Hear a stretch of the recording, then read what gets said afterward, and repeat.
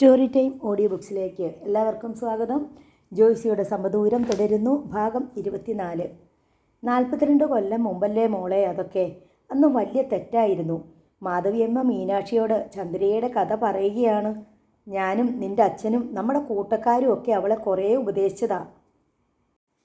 അവളുടെ അച്ഛൻ പിടിച്ച് തല്ലുകയും ചെയ്തു. പക്ഷേ അവൾ നിൽക്കണ്ടേ? അവൾക്ക് ഗോവിന്ദനെ മതി. എവിടെ വെച്ച് കണ്ടു, എങ്ങനെ അടുപ്പം കൂടിയെന്നൊന്നും എനിക്കറിയാൻ വയ്യ. എല്ലാവരെയും ധിക്കരിച്ചുകൊണ്ട് അവൾ അങ്ങോട്ട് ഇറങ്ങിപ്പോയി. പെണ്ണുങ്ങൾക്ക് അത്ര ചങ്കൂറ്റം കൊള്ളുമോ? എന്നാലും അച്ചമ്മയ്ക്ക് ഇടയ്ക്ക് വല്ലപ്പോഴും ഒന്ന് അന്വേഷിക്കാമായിരുന്നു, പോയി കാണാമായിരുന്നു. അത് ചെയ്തില്ലല്ലോ. അക്കാര്യത്തിൽ മീനാക്ഷിക്ക് മാധവി അമ്മയോട് അല്പം അമർഷമുണ്ടായിരുന്നു. അന്നത്തെ കാലം നിനക്കറിയില്ല കുട്ടി. മാധവിയമ്മ പിന്നാമ്പുറത്തെ തളത്തിൽ അരഭിത്തിയോട് ചാരിയിരുന്നാണ് കഥ പറച്ചിൽ. അരികെ ജാനകിയമ്മ ഇരിപ്പുണ്ട്. മുടിയിൽ തലവെച്ച് കിടക്കുന്ന മീനാക്ഷിയുടെ മുടി വേറെടുക്കുകയും കഥ കേൾക്കുകയും വിട്ടുപോയത് പൂരിപ്പിക്കുകയാണ് ജാനകിയമ്മ. ഈ 10 കുടി സമുദായക്കാരെന്താ തീണ്ടലും തൊടിയിലും ഉള്ളവരായിരുന്നോ? മീനാക്ഷി ചോദിച്ചു. അങ്ങനൊന്നുമില്ല, ജാനകിയമ്മ പറഞ്ഞു. പിന്നെന്താ, താഴ്ന്ന ജാതിക്കാരാ? അങ്ങനെയല്ല മോളെ. അവനവൻ്റെ സമുദായത്തിൽ നിന്ന് കല്യാണം കഴിക്കണം എന്നുള്ളത് അന്ന് നിർബന്ധമായിരുന്നു. അവരെന്തിനാ അച്ചമ്മ 10 കുടിക്കാരെന്ന് വിളിക്കുന്നേ? മീനാക്ഷി ചോദിച്ചു. അതൊരു കഥയാ മോളെ, മാധവിയമ്മ പറഞ്ഞു. ശരിക്കും അവർ ഈ നാട്ടുകാരല്ലെന്നാ കേൾവി. കാവേരിപ്പൂമ്പട്ടണത്തിലെ ചെല എന്ന സ്ഥലത്ത് കടലാക്രമണം ഉണ്ടായപ്പോൾ ഓടിപ്പോന്നവരാത്രേ. കോയമ്പത്തൂർ വന്ന് അവിനാശി എന്ന സ്ഥലത്ത് താമസിച്ചു. അവിനാശി കുരുക്കൾ പറഞ്ഞതനുസരിച്ച് അവർ നാനാ വഴിക്കും പോയി. ഒരു കൂട്ടർ കൊല്ലങ്കോട്ട് വന്നു. വേറൊന്നും കൂടി പറയാനുണ്ട്. ജാനകിയമ്മ ഇടയ്ക്ക് കയറി. പാണ്ഡ്യരാജാവിൻ്റെ കന്യാപകരണം ഭയന്ന് കാവേരി കടന്ന് ഓടിപ്പോന്നവരാണെന്ന് ആർക്കറിയാം. കൊല്ലങ്കോട് 10 കുടുംബക്കാർ വന്നു. 300 കൊല്ലം മുമ്പാണെന്നൊക്കെ പറഞ്ഞു കേട്ടിട്ടുണ്ട്.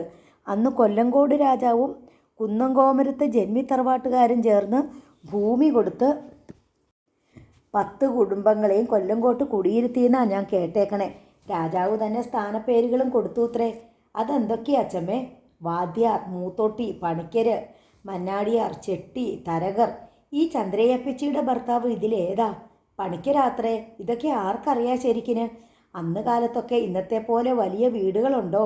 അന്നത്തെ കഴിച്ചിലായാൽ മതി, സന്തോഷം. മാധവിയമ്മ ആ കാലഘട്ടത്തിലെ ജീവിത പരമാർത്ഥങ്ങൾ വിവരിച്ചു. 50-60 വർഷം മുമ്പ് കൊല്ലങ്കോട് കോവിലകം വക പാട്ടഭൂമിയായിരുന്നു ഇവിടങ്ങളെല്ലാം. കാച്ചാങ്കുറിശി ക്ഷേത്രത്തിനും പാട്ടഭൂമി ഉണ്ടായിരുന്നു. കോവിലകം പാട്ടം പിരിവും ക്ഷേത്രം വക പാട്ടം പിരിവും ഉണ്ടായിരുന്നു.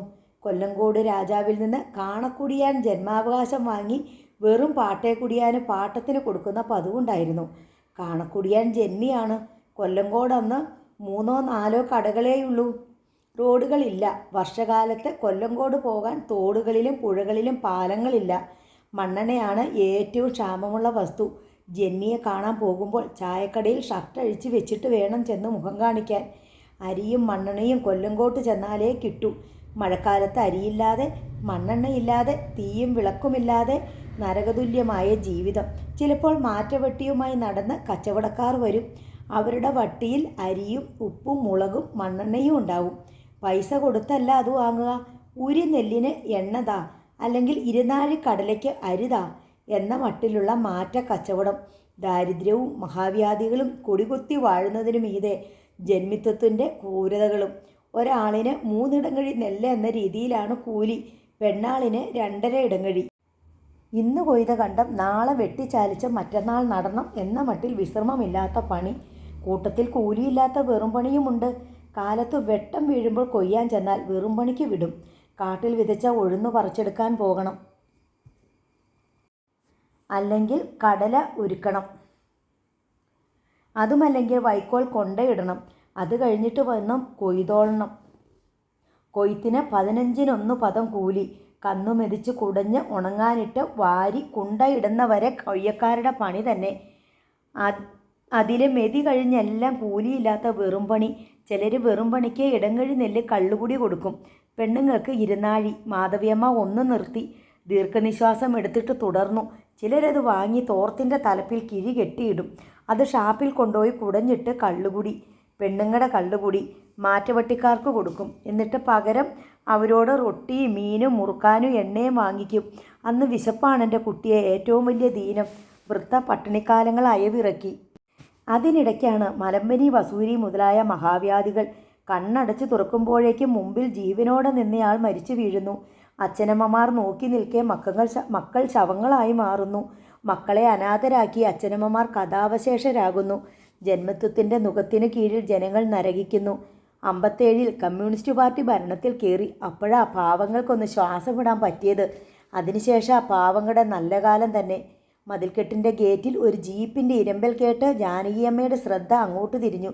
മീനാക്ഷി അവരുടെ മടിയിൽ നിന്നു എഴുന്നേറ്റു. ജീപ്പ് തുടരെ ഹോണടിച്ചുകൊണ്ടിരുന്നു. ജാനകിയമ്മ വീടിന് മുൻവശത്തേക്ക് ചെന്നു. മാത്തൂരെ ജീപ്പ് ഗേറ്റിനപ്പുറത്ത് നിൽക്കുന്നത് കണ്ട് ജാനകിയമ്മ തളത്തിൽ തന്നെ നിന്നു. ശ്രീനിവാസൻ ജീപ്പിൽ നിന്നും ഇറങ്ങി ജാനകിയമ്മയുടെ നേർക്ക് വന്നു. നീ ഇവിടെ വരാനൊക്കെ അറിയോ? ജാനകിയമ്മ ചോദിച്ചു. എനിക്ക് അമ്മയോട് അല്പം സംസാരിക്കാനുണ്ട്. വാതിൽ വരെ വന്നെത്തി നോക്കിയ മീനാക്ഷി ശ്രീനിവാസൻ്റെ തല കണ്ടതും പിൻവലിഞ്ഞു. നിനക്കിങ്ങോട്ട് കയറി ഇരുന്നു കൂടെ? ഇല്ല, ഇരുന്ന് സംസാരിക്കാൻ വന്നതല്ല ഞാൻ. എനിക്കൊരു കാര്യം അറിയണമായിരുന്നു. എന്താ നിനക്കറിയേണ്ടത്? അമ്മ ബലിക്കളം സുരേന്ദ്രനെതിരെ കേസിന് പോവുകയാണെന്ന് ഞാൻ അറിഞ്ഞു. ഞാൻ ആർക്കുമെതിരെ കേസിന് പോകുന്നില്ല. ദിനേശൻ്റെ കേസ് നടത്തുന്നത് ഞാനാ. അതെൻ്റെ കടമയായതുകൊണ്ട് ചെയ്യുന്നു. അമ്മയ്ക്ക് ആരോടാണ് കടമ? സ്വന്തം മകനോടോ അതോ ആങ്ങളയുടെ മകനോടോ? സ്വന്തം മകനോടുള്ള കടമ ഞാൻ വേണ്ട പോലെ ചെയ്യുന്നുണ്ട്. ബലിക്കളം മണിയുടെ കൊലക്കേസിൽ രഘു കൊടുത്ത സാക്ഷിമൊഴി കള്ളമാണെന്ന് സ്ഥാപിക്കുന്നതാണോ അമ്മയുടെ കടമ? അവൻ കള്ളം പറഞ്ഞാൽ അത് തിരുത്താനുള്ള കടമ എനിക്കുണ്ട്. എല്ലാ കാലത്തും ഞാൻ എൻ്റെ മക്കളെ പഠിപ്പിച്ചത് ശരി ചെയ്യാനാണ്, തെറ്റ് ചെയ്യാനല്ല. അമ്മയ്ക്ക് തോന്നുന്നതാണല്ലോ അമ്മയുടെ ശരി, അല്ലേ? ഞങ്ങൾക്ക് ശരിയെന്ന് തോന്നുന്നതേ ഞങ്ങളും ചെയ്തിട്ടുള്ളൂ. ഒരു ചെറുപ്പക്കാരൻ്റെ ജീവിതം ഒരു കള്ളസാക്ഷി മൊഴി കൊണ്ട് കുരുതി കൊടുക്കുന്നതാണോടാ നിൻ്റെ ശരി? അവൻ ചെയ്തതിനുള്ള ശിക്ഷ അവൻ അനുഭവിക്കണം. നിൻ്റെ അനുജത്തിയെ നശിപ്പിച്ചവനെ കൊലപ്പെടുത്തിയെന്നുള്ളതാണല്ലോ ദിനേശൻ ചെയ്ത തെറ്റ്. ആ തെറ്റിനുള്ള ശിക്ഷ അവൻ അനുഭവിച്ചോട്ടെ. അതിൽ കൂടുതൽ ശിക്ഷ പാടില്ല. അതുമാത്രമല്ല അവൻ ചെയ്ത തെറ്റ്. നമ്മളെ വീട്ടിൽ കയറ്റാതെ ആട്ടി ഓടിച്ചവരെ അവൻ വിളിച്ചുകൊണ്ട് പോയി കൂടെ താമസിപ്പിച്ചു. മാത്തൂരുകാരെ നാണം കെടുത്തി. അവനത് ചെയ്തില്ലെങ്കിൽ അവർ കൊല്ലങ്കോട് വിട്ട് എങ്ങോടെങ്കിലും പൊയ്ക്കോളുമായിരുന്നു. ഞങ്ങളവന് മുന്നറിയിപ്പ് കൊടുത്തിട്ടും അവൻ കേട്ടില്ല. അതിൻ്റെ ശിക്ഷ കൂടി അവൻ അനുഭവിക്കണം. ഒരു തെറ്റിന് എത്ര ശിക്ഷയുണ്ടടാ ശ്രീനി? ജാനകിയമ്മ രോഷാകുലയായി. ഇന്നെൻ്റെ മുൻപിൽ നിന്ന് ആദർശവും ത്യാഗവും വിളമ്പുന്ന അമ്മയും കൂടി ചേർന്നല്ലേ അന്നവരെ മാത്തൂരിന്ന് ആട്ടിപ്പായിച്ചത്.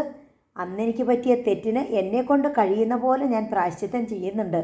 സ്വന്തം മകനെ കള്ളനാക്കിക്കൊണ്ട് വേണോ അമ്മയ്ക്ക് പ്രായശ്ചിത്തം ചെയ്യാനും ദിനേശൻ്റെ കേസ് രക്ഷിക്കാനും?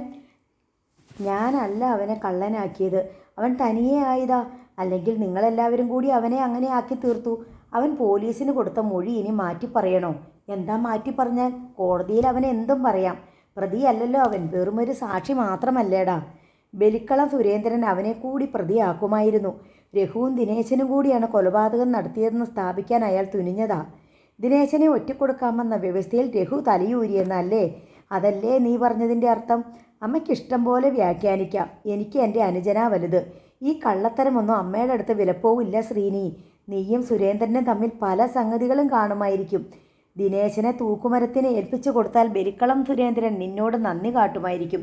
പക്ഷേ ഞാനത് സമ്മതിക്കില്ല. ഇനി വേണമെങ്കിലും രഘുവരനെ പ്രതിസ്ഥാനത്ത് കൊണ്ടുവരാൻ സുരേന്ദ്രന് കഴിയും. അയാൾ കൊണ്ടുവരട്ടെ. തെറ്റ് ചെയ്യാത്തവന് ഭയപ്പെടേണ്ട കാര്യമില്ല. രഘു സത്യം പറയാൻ തയ്യാറാണെങ്കിൽ ഞാൻ അവൻ്റെ കൂടെ നിൽക്കും. അമ്മ എന്ത് കണ്ടിട്ടാ ഈ ഇളകുന്നേ? ആരോടാ അമ്മ യുദ്ധം ചെയ്യുന്നേ? ശ്രീനി, എൻ്റെ മക്കളെ മനസ്സിലാക്കാൻ ഞാൻ കുറച്ച് വൈകിപ്പോയെന്നേയുള്ളൂ. വാസുവേട്ടനും കല്യാണിക്കും മീനാക്ഷിക്കും അഭയം കൊടുത്തതിൻ്റെ പേരിൽ എൻ്റെ മക്കൾക്കെല്ലാം ദിനേശനോട് തീർത്താൽ തീരാത്ത പകയുണ്ടെന്ന് എനിക്കറിയാം. ഭൈരവനുമായുള്ള നിങ്ങളുടെ ഗൂഢാലോചന പൊളിച്ചതിൻ്റെ പേരിൽ ഗോപിയോടുമുണ്ട് നിങ്ങൾക്ക് അടങ്ങാത്ത വൈരാഗ്യം. പിന്നെ മീനാക്ഷിയെ ഞാൻ എൻ്റെ ചിറകിന് കീഴെ കൊണ്ടു നടക്കുന്നതിൽ എന്നോടും ഉള്ള വെറുപ്പും ദേഷ്യവും. ഇതെല്ലാം കൂടി തീർക്കാൻ നിങ്ങളൊരു വഴി കണ്ടുപിടിച്ചു. ദിനേശനെ രക്തസാക്ഷിയാക്കുക. കൂട്ടത്തിൽ ബലിക്കളം സുരേന്ദ്രൻ്റെ പ്രീതി പിടിച്ചു പറ്റുകയും ചെയ്യാം. ഭാവിയിൽ അയാളെക്കൊണ്ട് കിട്ടാവുന്ന ബിസിനസ് നേട്ടത്തിൻ്റെ കണക്കും നിങ്ങളുടെ മനസ്സിലുണ്ട്. എന്നിട്ട് രഘുവിനെ പ്രതിസ്ഥാനത്ത് നിന്ന് രക്ഷിക്കാൻ വേണ്ടി നിവൃത്തികേട് കൊണ്ട് ചെയ്യുന്ന ഒരു അഡ്ജസ്റ്റ്മെൻ്റ് എന്ന് പേരും. എൻ്റെ ഈ വയറ്റിൽ പിറന്നവരല്ലേടാ നിങ്ങളെല്ലാം? ശ്രീനിവാസൻ്റെ മുഖത്ത് കോപം മുറുകി. അപ്പോൾ സെഷൻസ് കോർട്ടിൽ അമ്മ കൊടുത്ത റിട്ട് പെറ്റീഷൻ പിൻവലിക്കാൻ തയ്യാറല്ല. ഞാനല്ല, അഡ്വക്കേറ്റ് കൃഷ്ണകുമാറാ കൊടുത്തത്, ദിനേശൻ്റെ വക്കീൽ. മനസ്സിലായി? അമ്മ ദിനേശന് വേണ്ടിയാണ് കേസ് നടത്തുന്നതെന്ന് ഞങ്ങളും വിചാരിക്കുന്നില്ല. ബലിക്കളം സുരേന്ദ്രനെതിരെയാണ് അമ്മയുടെ യുദ്ധം, സ്വന്തം മക്കൾക്കെതിരെ. നോക്കു ശ്രീനി, ജാനകിയമ്മയുടെ ചുണ്ടുകൾ വിറച്ചു. ദിനേശൻ കല്യാണിയെ നശിപ്പിക്കുന്നത് കണ്ടുവെന്ന് കോടതിയിൽ കള്ളസാക്ഷി പറയുന്നവൻ എനിക്ക് മകനല്ല, ദൈവശാപം കൊണ്ട് എൻ്റെ വയറ്റിൽ വന്ന് ജനിച്ചു പോയ പട്ടിയാണടാ. അതിന് പ്രേരിപ്പിക്കുന്നവരും അവന് കൂട്ടുനിൽക്കുന്നവരും അതിനേക്കാൾ തരംതാണ പട്ടികൾ. ജാനകിയമ്മ നിന്ന് കിതച്ചു. അമ്മ ഇതിൻ്റെ ബലം അനുഭവിക്കും. ശ്രീനിവാസൻ അമർത്തി ചവിട്ടി ജീപ്പിനടുത്തേക്ക് തിരിച്ചു നടന്നു. മീനാക്ഷി ഒറ്റ കുതുപ്പിന് തളത്തിലെത്തി. അമ്മേ, ജാനകിയമ്മ വല്ലാതെ വിയർക്കുന്നുണ്ടായിരുന്നു. മീനാക്ഷിക്ക് കരച്ചിൽ വന്നു. അമ്മ എന്തിനാ വഴക്കിട്ടെ? അമ്മയോട് ഞാൻ പറഞ്ഞിട്ടുള്ളതല്ലേ. ജാനകിയമ്മയുടെ മുഖഭാവം ക്രമേണ അയഞ്ഞു. കിതപ്പടങ്ങി. സാരമില്ലടി, അവൻ എന്നെ ഒന്ന് വിരട്ടി നോക്കാൻ വന്നതാ. സുരേന്ദ്രൻ പറഞ്ഞയച്ചതാണെന്ന് ഉറപ്പല്ലേ? പിറ്റേന്ന് രാവിലെ പാലക്കാട്ട് പോകാനായി ജാനകിയമ്മ ഒരുങ്ങുമ്പോൾ താനും കൂടെ വരുന്നെന്ന് പറഞ്ഞ് മീനാക്ഷി വാശി പിടിച്ചു. അമ്മ ഇവിടെ തനിച്ചല്ലേ മോളെ? അച്ചമ്മ തനിച്ചിരുന്നോളാന്ന് പറഞ്ഞല്ലോ. ഗത്യന്തരമില്ലാതെ ജാനകിയമ്മ കൂടെ പോരാൻ അവളെ അനുവദിച്ചു. അവളുടെ മുടി പിന്നിക്കൊണ്ടിരിക്കുന്നതിനിടയിൽ അവർ തൻ്റെ കഴുത്തിൽ കിടന്ന 4.5 പവൻ്റെ സ്വർണ്ണച്ചെയിൻ ഊരി മീനാക്ഷിയുടെ കഴുത്തിൽ അണിയിച്ചു. എന്നിട്ട് മാധവിയമ്മയെ വിളിച്ച് കാണിച്ചു. നോക്കമ്മേ, എന്തു ഭംഗിയാണെന്ന്. ഇവൾക്ക് നല്ല ചേർച്ച. ശരിയാ, പൊന്നുകുടത്തിന് പൊട്ടുകുത്തിയ പോലെ. മീനാക്ഷി കണ്ണാടിയിൽ നോക്കി അതിൻ്റെ ഭംഗി ആസ്വദിച്ചു. അവൾ കഴുത്തിൽ നിന്ന് മാലയൂരാൻ ഭാവിച്ചപ്പോൾ ജാനകിയമ്മ പറഞ്ഞു, ഇനി അത് നിൻ്റെ കഴുത്തിൽ കിടന്നോട്ടെ. അയ്യേ, എനിക്ക് വേണ്ട. അമ്മയുടെ കഴുത്തിൽ കിടക്കണതാ എന്നേക്കാൾ ഭംഗി. നീ ഇട്ടുകൊണ്ട് നടന്നോടി. എനിക്ക് കാണാനുള്ള കൊതി കൊണ്ടല്ലേ. അല്ലെങ്കിൽ ഈ കിഴവയ്ക്ക് എന്തിനാ ഇനി സ്വർണ്ണോ അലങ്കാരോ? വേണ്ട, അമ്മ ഇട്ടാൽ മതി. കുറച്ച് നാൾ കിടന്നോട്ടെ, ഞാൻ ചോദിക്കുമ്പോൾ തന്നേക്കണം. ജാനകിയമ്മ ചിരിയോടെ പറഞ്ഞു. ഏതാനും ദിവസങ്ങൾക്ക് ശേഷം ജാനകിയമ്മ ഒരു കടലാസ് ചുരുൾ മീനാക്ഷിയെ ഏൽപ്പിച്ചു. ഇത് നിൻ്റെ പെട്ടിയിൽ സൂക്ഷിച്ച് വെച്ചേക്ക്. എന്താ അമ്മ ഇത്? രജിസ്റ്റർ ചെയ്ത ഒരു പ്രമാണമാ. മീനാക്ഷിയുടെ കണ്ണുകളിൽ സംശയം മിന്നി.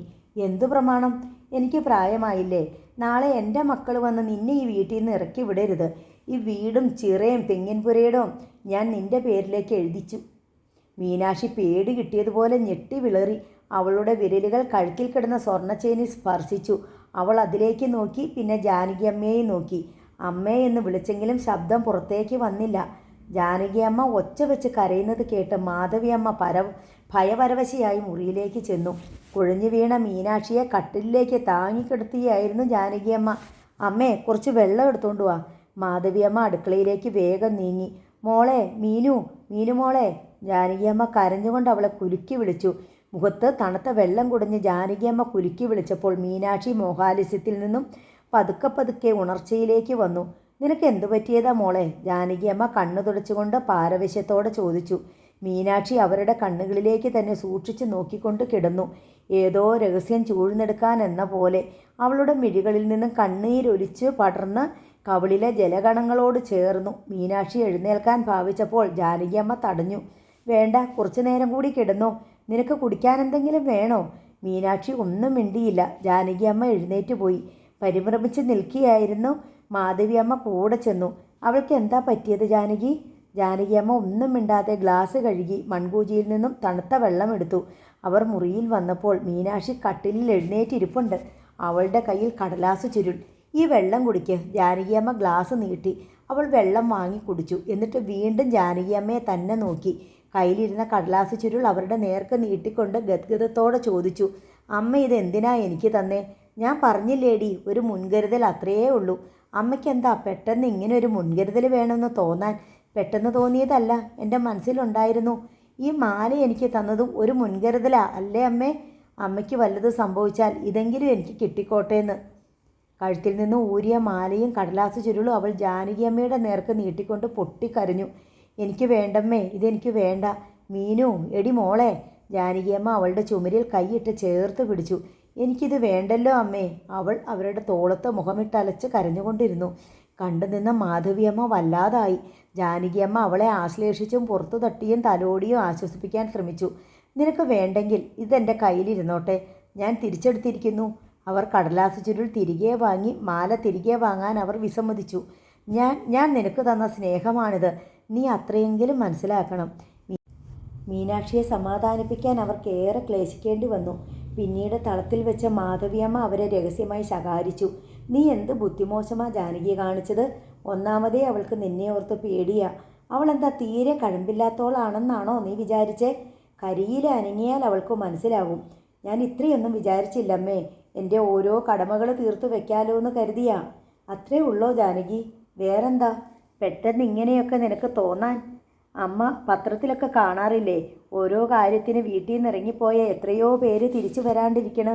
ഞാനും ഒരു മനുഷ്യ സ്ത്രീയല്ലേ, മരിച്ചു പോകുന്ന ശരീരമല്ലേ ഇതും. അങ്ങനെ വല്ലത് സംഭവിച്ചാൽ എൻ്റെ കുട്ടി അനാഥയായി പോകരുത്, അവൾക്കൊന്നുമില്ലാതാകരുത്. പതുക്കെ പറ ജാനകി.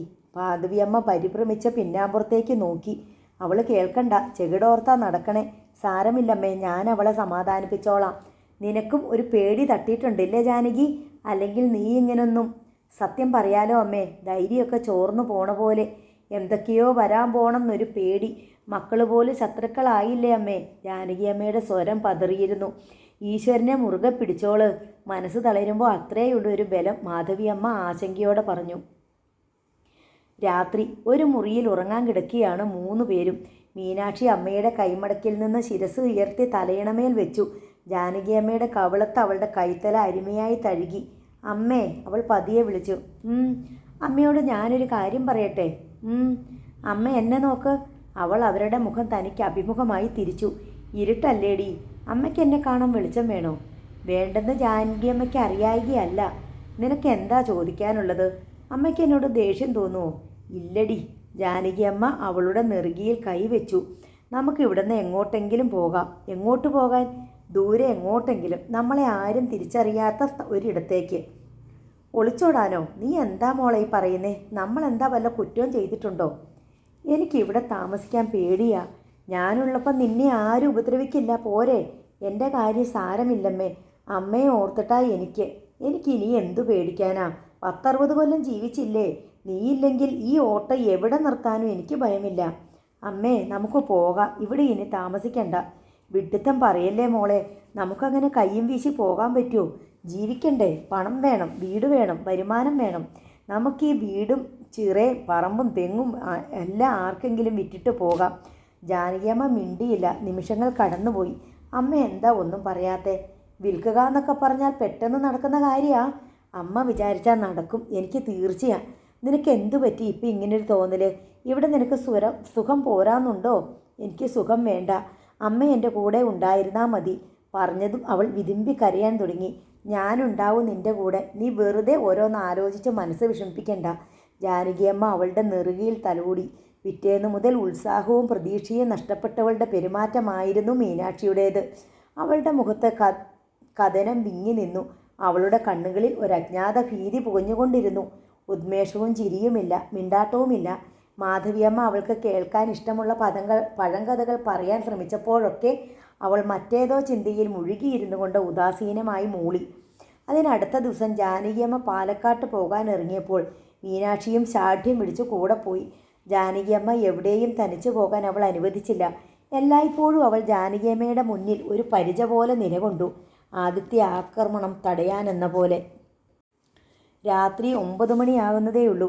ജാനകിയമ്മ അത്താഴം കഴിച്ച് മുറിയിൽ വന്നിരിക്കുകയായിരുന്നു. മീനാക്ഷി പാത്രങ്ങളെല്ലാം കഴുകി വയ്ക്കുകയാണ്. മുറ്റത്തുനിന്ന് ആരോ വിളിക്കുന്നത് കേട്ട് ജാനകിയമ്മ എഴുന്നേറ്റ് മുൻവാതിലിനടുത്തേക്ക് ചെന്നു. ചെയ്തുകൊണ്ടിരുന്ന പണി അവിടെ ഇട്ടിട്ട് മീനാക്ഷി എത്തി. ജാനകിയമ്മ വാതിൽ തുറക്കാൻ ഭാവിക്കുകയായിരുന്നു. മീനാക്ഷി തടഞ്ഞു. അവൾ ജനൽ തുറന്നു നോക്കി. മുറ്റത്തൊരാൾ സിഗരറ്റ് വലിച്ചുകൊണ്ട് നിൽക്കുന്നു. ആരാ? അവൾ ചോദിച്ചു. സുരേന്ദ്രൻ. ജാനകിയമ്മ ഇല്ല ഇവിടെ? ഉണ്ട്, എനിക്കൊന്ന് കാണണം. ബലിക്കളം സുരേന്ദ്രൻ വന്നിരിക്കുന്നെന്ന് പറ. ഇപ്പോഴേ മീനാക്ഷിക്ക് ആളെ ശരിക്കും മനസ്സിലായുള്ളൂ. പനങ്ങാട്ടിരിക്കളത്തിൻ്റെ ഉടമസ്ഥൻ. ഇയാളുടെ അനുജനാണ് കല്ലുമോളെ നശിപ്പിച്ചതും മരണത്തിലേക്ക് തള്ളിയിട്ടതും. അതിനുള്ള പകരം വീട്ടലിനിടയിലാണ് ദിനേശേട്ടൻ ഒരു കൊലയാളിയാകേണ്ടി വന്നത്. ആപത്ത് മുന്നിൽ കണ്ട വന്യമൃഗത്തിൻ്റെ പോലെ അവളുടെ സകല രോമകൂപങ്ങളും ഉണർന്നു. അയാൾ തനിച്ചേ ഉള്ളുവോ എന്നവൾ വീണ്ടും വീണ്ടും നോക്കി. സുരേന്ദ്രൻ എന്താ ഈ രാത്രിയിൽ? ജാനകിയമ്മ ചോദിച്ചു. എനിക്ക് കുറച്ച് കാര്യങ്ങൾ പറയാനുണ്ട്. പകല് വരാമായിരുന്നില്ലേ? ഇപ്പോഴാ സമയം ഒത്തത്. നിങ്ങൾക്കെന്താ പേടിയാണോ എന്നെ? ജാനകിയമ്മ ചെന്ന് വാതിലിൻ്റെ ബോൾട്ട് എടുത്തു. മീനാക്ഷി ഭീതിയോടെ അവർക്കും വാതിലിനും ഇടയിൽ തിരികെ കയറി. എന്നിട്ട് വാതിൽപ്പാളികൾ തുറന്നു.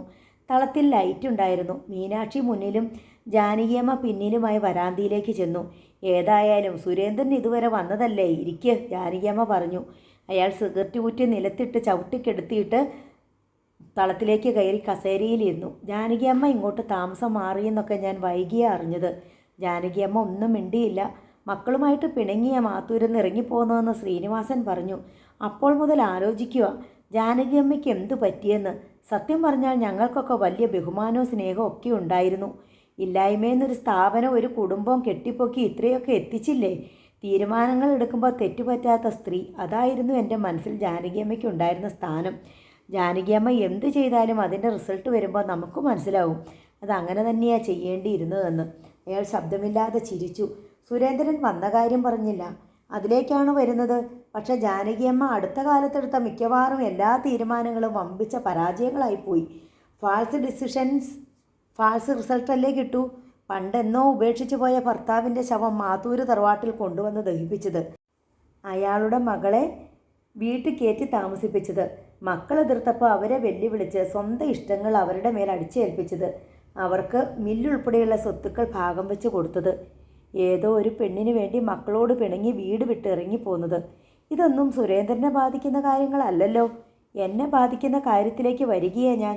ഏറ്റവും ഒടുവിലത്തെ തെറ്റായ തീരുമാനം എന്താണെന്ന് കൂടി പറഞ്ഞേക്കാം. എൻ്റെ അനുജൻ കൊല്ലപ്പെട്ട കേസിൽ പ്രതിയായ ദിനേശനെ രക്ഷിക്കാൻ നിൽക്കുന്നതാണ് ഏറ്റവും വലിയ വിഡ്ഢിത്തം. സാഹചര്യം കൊണ്ട് അവനൊരു കൊലയാളിയായി പോയി. അവനെ സഹായിക്കാനും ആരെങ്കിലും വേണ്ടേ? ആദ്യം നിങ്ങൾ നിങ്ങളുടെ മക്കളെ രക്ഷിക്കാനല്ലേ നോക്കേണ്ടത്. എൻ്റെ മക്കൾ ആരെയും കൊന്നിട്ടില്ല. കേസിന് ഇനിയും ഒരു അന്വേഷണം ഉണ്ടായാൽ ജാനകിയമ്മയുടെ മകനും ചിലപ്പോൾ കൊലപാതകിയായെന്നിരിക്കും. ജാനകിയമ്മ അയാളുടെ കണ്ണിലേക്ക് സൂക്ഷിച്ച് നോക്കി. അങ്ങനെ ഒരാൾ വിചാരിച്ചാൽ ഒരു ദിവസം ഒരുത്തനെ കൊലയാളിയാക്കാൻ പറ്റുമെങ്കിൽ അങ്ങനെ തന്നെ നടക്കട്ടെ. കൊലയാളിയാക്കിയതല്ല, രഘുവിനും ആ കൊലപാതകത്തിൽ പങ്കുണ്ട്. എന്തു പങ്ക്? ജാനകിയമ്മ നെറ്റി ചുളിച്ചു. കൊലപാതകം നടന്ന ആ ദിവസം മണി വെറുതെ വീട്ടിലിരിക്കുകയായിരുന്നു. നിങ്ങളുടെ മകനാണ് അവനെ പാലക്കാട്ടേക്ക് വിളിച്ചു വരുത്തിയത്. ടെലിഫോൺ ഡിപ്പാർട്ട്മെൻറ്റിൽ നിന്ന് അതിനുള്ള തെളിവ് ഞാൻ സംഘടിപ്പിച്ചോളാം. പാലക്കാട്ടെത്തിയ മണിയെ രഘു ബാറിലേക്ക് കൂട്ടിക്കൊണ്ടുപോയി. അവനെ പ്രലോഭിപ്പിച്ച് മദ്യപാനത്തിന് നിർബന്ധിച്ചു. കുടിച്ചു വെളിവ് കെട്ട മണിയെയും ജീപ്പിൽ കയറ്റി രഘു പനങ്ങാട്ടിരിക്കു പോയി. മുമ്പേ കരുതി കൂട്ടി തീരുമാനിച്ചതനുസരിച്ച് ദിനേശൻ അവിടെ കാത്തിരിപ്പുണ്ടായിരുന്നു. ദിനേശിനെ രഘുവും കൂടി അവിടെ വെച്ച് എൻ്റെ അനുജനെ വകവരുത്തി. എന്നിട്ട് രണ്ടുപേരും ചേർന്ന് മറ്റേ പെണ്ണിനെ റേപ്പ് ചെയ്തു. എന്താ പോരെ? സുരേന്ദ്രൻ കൺകോണിലൂടെ ജാനകിയെ നോക്കി. ഇങ്ങനെയൊരു കള്ളത്തരം ഏത് കോടതിയിലാണ് വിലപ്പോകുന്നേ? സത്യം എന്താണെന്ന് നിങ്ങൾക്കറിയാം സുരേന്ദ്ര, പോലീസിനും അറിയാം. ഞാനീ പറഞ്ഞതാണ് സത്യമെന്ന് തെളിയിക്കാൻ എനിക്ക് സാധിക്കും. അപ്പോൾ രഘുവരനും പ്രതിക്കൂട്ടിൽ കയറി നിൽക്കേണ്ടി വരും. ജാനകിയമ്മയുടെ മുഖം ചുവന്നു. നിങ്ങൾക്കൊരു മനസാക്ഷിയില്ലേ സുരേന്ദ്ര? ഇല്ല, എൻ്റെ അനുജനെ കൊന്നവനോട് എനിക്ക് ദയയില്ല. അവനെ സഹായിക്കുന്നവർ എൻ്റെ ശത്രുക്കളാണ്. മനസ്സിലായോ? സുരേന്ദ്രൻ്റെ സ്വരത്തിൽ ക്രൗര്യം കലർന്നു. പനങ്ങാട്ടിരിയിലെ കളം എൻ്റെ മണിയുടേതായിരുന്നു. അറിയാമോ? അവൻ്റെ ഉപ്പും ചോറും തിന്ന് ജീവിക്കുന്ന നന്ദിയില്ലാത്തൊരു കൂലി ഒരു ദിവസം സ്വന്തം മുതലാളിയെ അവൻ്റെ കളത്തിൽ കൊന്നിട്ടിരിക്കുന്നു. എൻ്റെ സ്വന്തം അനുജന അവൻ. ഞാൻ സഹിക്കുമോ? ദിനേശനെ നിങ്ങൾ ജാമ്യത്തിൽ ഇറക്കിയിരുന്നെങ്കിൽ അവനിപ്പോൾ ജീവനോടെ ഉണ്ടായില്ലായിരുന്നു. സുരേന്ദ്രൻ്റെ അനുജൻ്റെ കയ്യിലിരിപ്പ് കൊണ്ടല്ലേ അങ്ങനെയൊക്കെ സംഭവിച്ചത്. ഇത്തിരി പോന്ന ഒരു പെൺകുട്ടിയെ അവൻ. മിണ്ടരുത്. സുരേന്ദ്രൻ ജാനകിയമ്മയുടെ നേർക്ക് കൈ ചൂണ്ടി. എൻ്റെ അനുജനിപ്പോൾ ജീവിച്ചിരിപ്പില്ല, ഓർമ്മിച്ചോ. അവനെ ഇനിയും കുറ്റം പറയുന്നവരോട് സുരേന്ദ്രന് ക്ഷമയുമില്ല. ജാനകിയമ്മയുടെ മുഖം മുറുകി. നിങ്ങൾക്ക് നിങ്ങളുടെ കോപം കൊണ്ട്, നിങ്ങളുടെ വൈരാഗ്യം കൊണ്ട് സത്യം മറച്ചു വെക്കാൻ പറ്റുമോ സുരേന്ദ്ര? പറ്റുമെന്ന് ഞാൻ തെളിയിച്ചു തരാം. എൻ്റെ മണി മരിച്ചിട്ട് അവനെ കൊന്നവൻ ജീവിച്ചിരിക്കാൻ ഞാൻ സമ്മതിക്കില്ല ജാനകിയമ്മേ. ഒന്നെങ്കിൽ അവനെ തൂക്കുമരം കിട്ടണം, അല്ലെങ്കിൽ അവനെ വെറുതെ വിടണം. അവന് ഞാൻ ഈ കൊല്ലങ്കോട്ട് തന്നെ തൂക്കുമരം ഉണ്ടാക്കി കൊടുത്തോളാം. വൈരാഗ്യം വിട്ടിട്ട് സുരേന്ദ്രൻ സത്യത്തിൻ്റെ ഭാഗത്ത് നിന്ന് ചിന്തിച്ച് നോക്കിയാൽ ഇല്ല. അയാൾ നിഷേധാർത്ഥത്തിൽ കൈപ്പത്തി വിറപ്പിച്ചു. എനിക്കെൻ്റെ അനുജനാ വലുത്. നിങ്ങൾക്ക് നിങ്ങളുടെ മകനാണോ അതോ ദിനേശനാണോ എന്നറിഞ്ഞാൽ മതി. നിരപരാധിയായ എൻ്റെ മകനെ കള്ളക്കേസിൽ കൊടുക്കുമെന്നുള്ള ഭീഷണിപ്പെടുത്തലല്ലേ സുരേന്ദ്ര ഇത്? അതെ, അങ്ങനെ വിചാരിച്ചോ. നിങ്ങളുടെ മകനത്ര നിരപരാധിയൊന്നുമല്ല ജാനകിയമ്മേ. അവനാ മണിയെ നിർബന്ധിച്ചെന്ന പനങ്ങാട്ടിരിക്കളത്തിൽ കൊണ്ടുപോയതും വേണ്ടാത്തത് ചെയ്യാൻ പ്രേരിപ്പിച്ചതും. അതിനുവേണ്ടി രഘു പാലക്കാട്ട് വെച്ച് മണിക്ക് മദ്യം വാങ്ങിക്കൊടുത്തു. ഇത്രയെങ്കിലും സത്യമാണ്. നിങ്ങളുടെ മകന് ഒരു പങ്കും ഇല്ലേ? ജാനകിയമ്മയുടെ ചുണ്ടുകൾ ഒരു നിമിഷം ചേർന്നമർന്നു. പിന്നെ ഉറച്ച സ്വരത്തിൽ പറഞ്ഞു, അവന് പങ്കുണ്ടെങ്കിൽ അതിൻ്റെ ശിക്ഷ അവന് കിട്ടണം. നിങ്ങൾ ആര്, നീതിദേവതയോ? ഇങ്ങനെ കണ്ണുമടിച്ച് ന്യായം നടത്താൻ. സ്വന്തം മകനേക്കാൾ നിങ്ങൾക്ക് വലുത് ദിനേശനാണല്ലേ. കള്ളക്കേസിന് ഞാൻ കൂട്ടു നിൽക്കില്ല സുരേന്ദ്ര. സുരേന്ദ്രൻ ഇരുണ്ട മുഖത്തോടെ എഴുന്നേറ്റു. ഏതാനും നിമിഷം ആലോചിച്ചു നിന്നു. പിന്നെ ജാനകിയമ്മയെ നോക്കി. പണം വേണമെങ്കിൽ പറ, എത്ര ലക്ഷം വേണം? എൻ്റെ അനുജൻ്റെ കാര്യത്തിന് വേണ്ടിയല്ലേ? എനിക്കത് പ്രശ്നമല്ല. ജാനകിയമ്മ നിന്ദാഗർഭമായി പരിഹസിച്ചു. പണം ഞാൻ ഒരുപാട് കണ്ടതല്ലേ സുരേന്ദ്ര, എൻ്റെ ഈ പ്രായത്തിൽ എന്തിനാ ഒരുപാട് കാശ്? ജീവിച്ചു പോകാൻ ഈ തെങ്ങിൻ പറമ്പ് ധാരാളം മതി. സുരേന്ദ്രൻ്റെ മുഖം കുറെ കൂടി ഇരുണ്ടു. തോൽക്കാനൊന്നും ഇഷ്ടമില്ലാത്തവനാ ബെരിക്കള സുരേന്ദ്രൻ. ഒന്ന് തീരുമാനിച്ചാൽ അത് നടത്തണം. ജാനകിയമ്മയെ അങ്ങനാണെന്നറിയാം. അയാൾ തലതിരിച്ച് മീനാക്ഷിയെയും വാതുക്കൽ വന്നു നിൽക്കുന്ന മാധവിയമ്മയെയും നോക്കി. നോക്കാൻ ജാനകിയമ്മേ, ആരുടെ തീരുമാനമാണ് തെറ്റിപ്പോയതെന്ന്. എനിക്ക് നിങ്ങളോട് മുൻവിരോധമുണ്ടായിട്ടില്ല സുരേന്ദ്ര. ദിനേശൻ ചെയ്ത തെറ്റിന് അവന് ശിക്ഷ കിട്ടിക്കോട്ടെ, ചെയ്യാത്ത തെറ്റിന് അവൻ ശിക്ഷിക്കപ്പെടരുത്. ജാനകിയമ്മ സ്വരമൊന്നും മയപ്പെടുത്തി. ആ പെണ്ണിനെ നശിപ്പിച്ചത് എൻ്റെ അനുജനാണെന്നും അത് തടയാനുള്ള ശ്രമത്തിൽ എൻ്റെ അനുജൻ കൊല്ലപ്പെട്ടതാണെന്നും കോടതിയിൽ സ്ഥാപിച്ചാൽ ദിനേശനെ രക്ഷിക്കാൻ പറ്റുമെന്ന് നിങ്ങൾക്കറിയാം അല്ലേ? പക്ഷെ നടക്കില്ല ജാനകിയമ്മേ. അയാൾ കടുത്ത മുഖഭാവത്തോടെ തളത്തിൽ നിന്നും മുറ്റത്തേക്ക് ഇറങ്ങി. മീനാക്ഷിയുടെ മുഖം ഭയം കൊണ്ട് വിളറിപ്പോയിരുന്നു. ജാനകിയമ്മ തിരികെ മുറിയിലേക്ക് കയറി.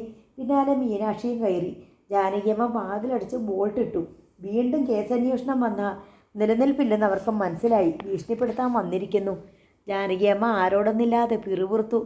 അവർ അസ്വസ്ഥതയോടെ മുറിയിലെ കിടക്കയിൽ ചെന്നിരുന്നു. അവർ ആർക്കും മിണ്ടാട്ടമില്ല. ഒടുവിൽ മാധവിയമ്മ ചോദിച്ചു, അവനോട് പിണങ്ങണായിരുന്നോ മോളെ? ഞാനല്ല, അയാളാ പിണങ്ങിയത്. എന്തായാലും ഫലം ഒന്നല്ലേ. ഞാൻ പിന്നെ എന്ത് ചെയ്യണം അമ്മേ? ഇവരുടെ ഭീഷണി കേട്ട് ദിനേശനെ വിട്ടുകളയണോ? അവൻ്റെ ജീവിതം തൊലഞ്ഞേട്ടെന്നോ? മറുപടിയില്ല. ജാനകിയമ്മ കിടന്നു. പിറ്റേന്ന് രാവിലെ പതിവിലും വൈകിയാണ് ഉണർന്നത്. മീനാക്ഷി അരികെ ഉണ്ടോ എന്ന് ആദ്യം നോക്കി. 5 മണിക്ക് ഉണരുന്ന അവൾ കുളിച്ച് കുറി ചാർത്തി വന്ന് തൻ്റെ പാദം തൊടുമ്പോഴാണ് മിക്കവാറും കണ്ണ് തുറക്കുക. പാദത്തിൽ ആരോ പൊതിഞ്ഞു പിടിച്ചിരിക്കുന്ന പോലെ തോന്നിയിട്ട് ജാനകിയമ്മ മുഖമുയർത്തി. മീനാക്ഷിയാണ്. കട്ടിലിനരികെ മുട്ടുകുത്തി തൻ്റെ പാദം പൊതിഞ്ഞു പിടിച്ച് അതിലേക്ക് മുഖം കുമ്പിട്ട് കിടക്കുകയാണ്. നനവുള്ള മുടിയിഴകൾ തോളത്തും കഴുത്തിലും കിടക്കയിലും വീണ് കിടന്നു. മോളെ, ജാനകിയമ്മ വിളിച്ചു. മീനാക്ഷി മുഖമുയർത്തി. നനഞ്ഞ കൺപീലികൾ, കവിളത്ത് കണ്ണീർച്ചാലുകൾ. ജാനകിയമ്മ പരിഭ്രമത്തിൽ എഴുന്നേറ്റിരുന്നു. നീ എന്തിനാ കരയുന്നേ? അവർ അവളുടെ തോളത്ത് പിടിച്ച് എഴുന്നേൽപ്പിച്ച് കട്ടിലിൽ ഇരുത്തി. നമുക്കിവിടുന്ന് പോകാം അമ്മേ, അവർ കെഞ്ചിക്കരഞ്ഞു. ജാനകിയമ്മ അവളുടെ മുഖത്തേക്ക് തന്നെ നോക്കിയിരുന്നു. എനിക്കൊരു സമാധാനം ഇല്ലല്ലോ എൻ്റെ ഈശ്വര, മീനാക്ഷി വിലപിച്ചു. ജാനകിയമ്മ അവളുടെ കവിളത്തെ കണ്ണുനീർച്ചാലുകൾ തുടച്ചു. അവളുടെ മുഖം പിടിച്ച് തൻ്റെ തോളിലേക്ക് ചേർത്തു. അവളുടെ പുറത്ത് തട്ടിക്കൊണ്ട് അവർ ഏതാനും നിമിഷം ആലോചനയോടെ ഇരുന്നു. മീനാക്ഷി അവരുടെ തോളിൽ നിന്നും മുഖം എടുത്തു. അവരുടെ കണ്ണുകളിലേക്ക് ഉറ്റുനോക്കി. കണ്ണീരോടെ അവൾ യാചിച്ചു, നമുക്ക് പോകാം അമ്മേ. ജാനകിയമ്മ മെല്ലെ തലയാട്ടി. ശരി, പോകാം. അവളുടെ മൂർത്താവിലേക്ക് മുഖമണച്ചുകൊണ്ട് തളർന്ന സ്വരത്തിൽ അവർ മന്ത്രിച്ചു. ഗോപിനാഥൻ ജാനകിയമ്മയെ നോക്കി ഒരമ്പരപ്പിൽ മുഴുകിയ പോലെ നിമിഷങ്ങളോളം ഇരുന്നു. നീ എന്താ ഒന്നും പറയാത്തെ ഗോപി? ജാനകിയമ്മ ചോദിച്ചു. ഞാൻ എന്താ പറയണ്ടേ? എനിക്കിവിടെ ആകെ ഒരു തണൽ ചേച്ചിയാ. ചേച്ചിയും കൂടി പോവുകയാണെന്ന് വെച്ചാൽ എനിക്ക് ആരും ഇല്ലാണ്ടായി എന്നാ അതിനർത്ഥം. ദിനേശൻ്റെ കേസിൻ്റെ കാര്യം ഓർത്ത് നീ വിഷമിക്കണ്ട. എവിടെ ആയിരുന്നാലും കേസ് ഞാൻ നടത്തും. ചേച്ചി എല്ലാം വിട്ടിട്ട് എങ്ങോട്ട് പോകാനാ? അതാ ഞാൻ ചോദിക്കുന്നത്. അതൊന്നും തീരുമാനിച്ചിട്ടില്ല. ആദ്യം എൻ്റെ മക്കൾ വന്ന് ഭീഷണിപ്പെടുത്തി. ഇപ്പോൾ സുരേന്ദ്രൻ. എനിക്ക് വല്ലത് സംഭവിച്ചാൽ ആ പെൺകുട്ടിയുടെ ഭാവി പോകും. അതിനെ ഒരു കരയ്ക്ക് എത്തിക്കണ്ടേ ഗോപി? ഇവിടെ നിന്ന് പോയാൽ ചേച്ചിക്ക് കുളിക്കാൻ പറ്റുമോ? ഇവിടെ ആണെങ്കിൽ മക്കളും ബന്ധുക്കളും ഉണ്ടല്ലോ. കാണുന്നവരും അറിയുന്നവരുമല്ലേ ചുറ്റിലും. ആരെയും പരിചയമില്ലാത്ത, അറിയേം കേൾക്കേമില്ലാത്ത ഏതെങ്കിലും ദൂര സ്ഥലത്ത് പോയി താമസിക്കുന്നതല്ലേ ചേച്ചി കൂടുതൽ അപകടം? മോൾക്ക് മനസമാധാനമില്ല ഗോപി. എന്നെ ഓർത്ത് പേടിച്ച് കഴുകിയ അവൾ. എപ്പോഴും കരച്ചിലും പറച്ചിലും. ഞാൻ എന്ത് ചെയ്യും? അവളുടെ ഇഷ്ടത്തിനാണോ ചേച്ചി ഓരോ കാര്യങ്ങൾ തീരുമാനിക്കുന്നേ? ഇനി ഞാൻ വേറെ ആരുടെ ഇഷ്ടം നോക്കാനാ ഗോപി? എനിക്കിനി അവളല്ലേ ഉള്ളൂ. ചേച്ചി അങ്ങനെ ആക്കിയതല്ലേ.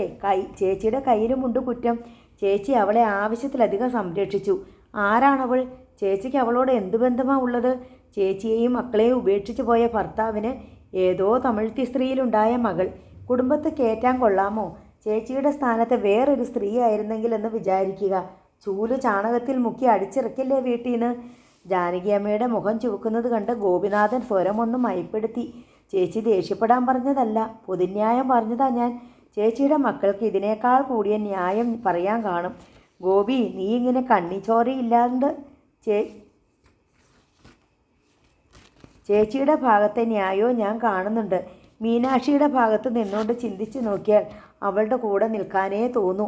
അവൾക്ക് ചേച്ചി അല്ലാതെ വേറെ ആരും തുണയില്ല. ചേച്ചിയില്ലെങ്കിൽ അവളുടെ ജീവിതം നശിച്ചു പോയേനേയും. ഒക്കെ ശരി. സത്യം പറഞ്ഞാൽ അവൾക്ക് വേണ്ടിയല്ലേ ചേച്ചി എല്ലാം നഷ്ടപ്പെടുത്തിയത്? ഈ വഴക്കുകളെല്ലാം, ഈ ശത്രുതയെല്ലാം വിലയ്ക്ക് വാങ്ങിയത് മറ്റുള്ളവരുടെ ന്യായം നമ്മളെ നശിപ്പിക്കാൻ ഇട കൊടുക്കരുത്. ഓഹോ, എൻ്റെ സമയം മോശമാണെന്ന് കണ്ടപ്പോൾ നീയും പഴിചാരുകയാണ്. മറ്റുള്ളവരുടെ ന്യായം ഞാൻ നോക്കേണ്ട അല്ലേ? നിന്റെ മകനെ രക്ഷിക്കാൻ ഇറങ്ങി പുറപ്പെട്ടത് കൊണ്ടാണല്ലോ ഗോപി എനിക്കിപ്പോൾ ഈ നാട് വിട്ടു പോകേണ്ടി വന്നത്. ദിനേശൻ്റെ കേസിൽ ഞാൻ അനങ്ങാതിരുന്നാൽ മതി. എനിക്ക് യാതൊരു ഭീഷണിയില്ല. ആ കേസിൻ്റെ പേരിലാണ് എൻ്റെ മക്കളും ബലിക്കള സുരേന്ദ്രനും ഇന്നെന്നോട് ശത്രുത കാണിക്കുന്നേ. ആ കേസ് ഞാൻ വിട്ടുകളയണമെന്നാണോ നീ പറഞ്ഞുകൊണ്ട് വരുന്നേ? ഗോപിനാഥൻ്റെ നെറ്റിയിൽ വിയർപ്പ് പൊടിഞ്ഞു. അയാൾക്ക് മറുപടിയില്ല. മീനാക്ഷി എന്നോട് പറഞ്ഞില്ല ദിനേശൻ്റെ കേസിൽ ഇടപെടണ്ടെന്ന്. അവളങ്ങനെ നിർബന്ധിച്ചിരുന്നെങ്കിൽ ഒരുപക്ഷെ ഞാൻ കേൾക്കുമായിരുന്നു.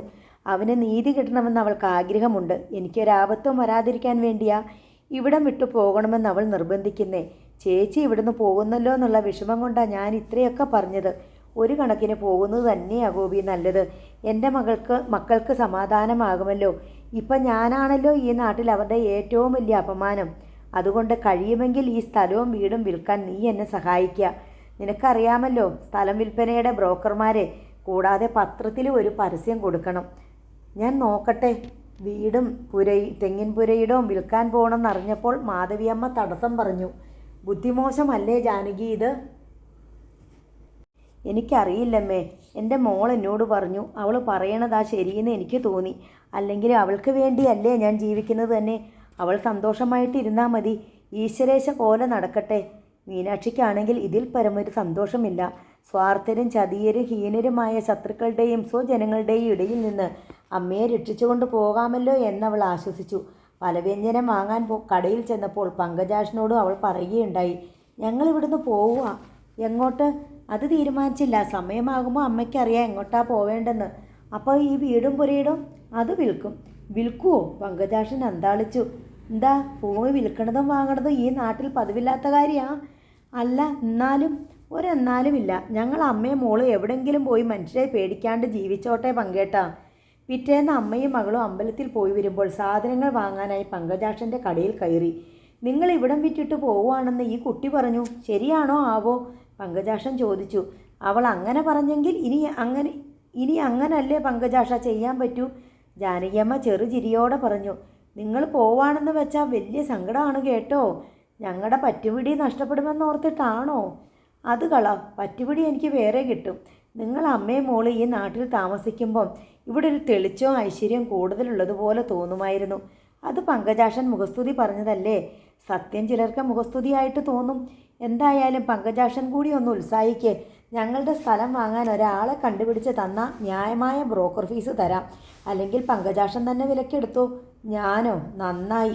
5-10 സെൻറ്റാണെങ്കിൽ നോക്കാമായിരുന്നു. സ്ഥലം വിൽക്കാനുണ്ടെന്ന് പത്രത്തിൽ പരസ്യം ചെയ്തതിന് ചില പ്രതികരണങ്ങളുണ്ടായി. പലരും നേരിട്ട് വന്ന് സ്ഥലവും വീടും കണ്ടു മടങ്ങി. ഗോപിനാഥൻ പറഞ്ഞേൽപ്പിച്ച ബ്രോക്കർമാർ മുഖേനയും ചിലർ സ്ഥലവും വീടും കാണാനെത്തി. വന്നവരെല്ലാം വിലയുടെ കാര്യത്തിൽ തർക്കിച്ച് തിരിച്ചുപോയി. 3 ദിവസമായി തുള്ളി തോരാത്ത മഴ. ചെറുകളിലും നിലങ്ങളിലുമെല്ലാം വെള്ളം നിറഞ്ഞു കിടന്നു. 4-ാം ദിവസം മഴയ്ക്കൊരു ശമനമുണ്ടായി.